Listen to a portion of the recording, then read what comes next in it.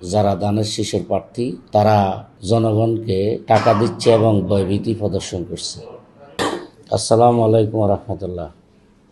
প্রিয় সাংবাদিক বন্ধুগণ, সম্মানিত লক্ষ্মীপুরবাসী, আমরা আগামীকাল জাতীয় সংসদ নির্বাচন অনুষ্ঠিত হতে যাচ্ছে। সেই নির্বাচনের জন্য জনগণ প্রস্তুত। ইতিমধ্যে আমরা বিভিন্নভাবে বিশ্বস্ত সূত্রে জানতে পারছি, প্রতিপক্ষ যারা দানের শীষের প্রার্থী তারা ঢাকা বা চিটাগাং থেকে ভাড়াটিয়া এনে অস্ত্র মহড়া করছে এবং বিভিন্ন জায়গায় টাকা পয়সা বিতরণ করছে, জনগণকে টাকা দিচ্ছে এবং ভয়ভীতি প্রদর্শন করছে।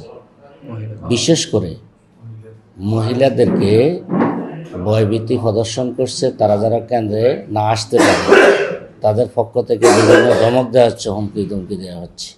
আমরা প্রশাসনের দৃষ্টি আকর্ষণ করছি, প্রশাসন এই ব্যাপারে জরুরি পদক্ষেপ গ্রহণ করবেন এবং মহড়া বাড়াবেন। এটা জাতির প্রত্যাশা, লক্ষ্মীপুরবাসীর প্রত্যাশা। আর লক্ষ্মীপুরে অবাধ, সুষ্ঠু, নিরপেক্ষ নির্বাচন আমরা আশাবাদী, সারা বাংলাদেশেও আশাবাদী।